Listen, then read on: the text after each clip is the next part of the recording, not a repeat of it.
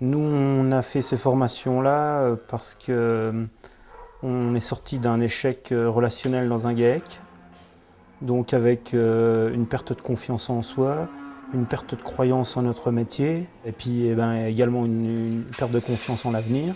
Et ces stages-là nous ont vraiment fait prendre conscience de nos valeurs, de ce qu'on avait dans le ventre, quoi, et du potentiel qu'on pouvait encore développer demain.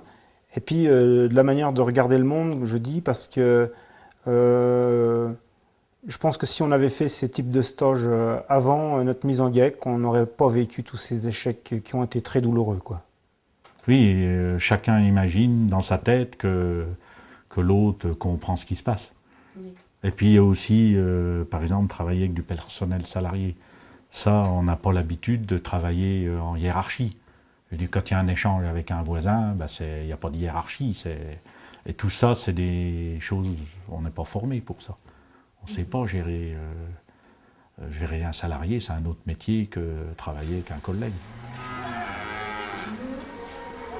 Et puis il y a plein de sujets tabous, donc on ne se parle pas assez en agriculture, et peut-être que dans d'autres métiers comme ça, mais donc on ne se comprend pas. Et je pense que même des gens qui ont la même synergie ou la même envie de leur avenir, bah, ils peuvent arriver à se heurter à des choses qui font qu'ils ne se comprennent pas, et puis on va au clash, quoi.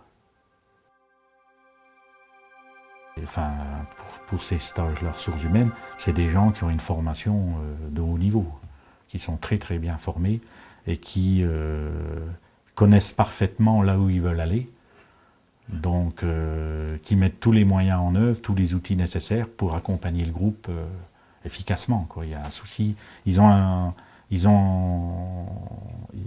un objectif de résultat. C'est pas simplement une remise en cause, mais c'est aller plus loin pour qu'il y ait un résultat derrière. Ben pour moi, la prise de conscience, elle a déjà été de reprendre confiance en moi et de bien me repositionner sur le choix que j'avais fait de mon métier parce que j'avais à ce moment-là beaucoup de doutes.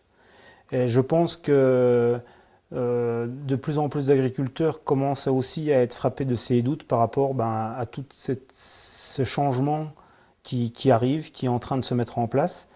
Et je pense qu'il va être vraiment temps de se poser vraiment les bonnes questions. Et en tout cas, dans mon cas, il était important pour moi de me repositionner sur mes choix de vie, sur mes choix de professionnel, parce que j'avais l'impression d'avoir raté une épisode de ma vie, quoi. Ça permet de mieux se connaître parce que finalement, les réactions qu'on peut avoir, on les maîtrise pas toujours parce qu'on se connaît, finalement, on se connaît pas bien soi-même, quoi. C'est toujours plus facile de critiquer la personne d'en face que de se critiquer soi-même. Mais là, dans ce genre de stage, le travail est fait de telle sorte que l'analyse, elle se fait sur soi-même.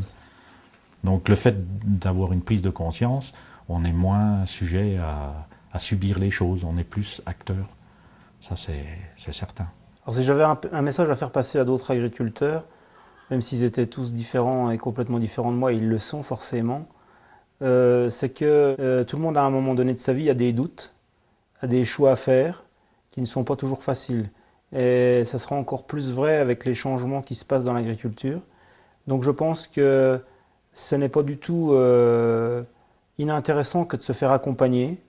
Et ce type de stage permet de nous accompagner dans des domaines qu'on ne maîtrise pas et qu'on ne connaissait pas, qui sont les relations humaines, qui sont le développement personnel. Ce qui serait souhaitable, c'est qu'il y ait un maximum de personnes qui puissent profiter de ce genre de formation.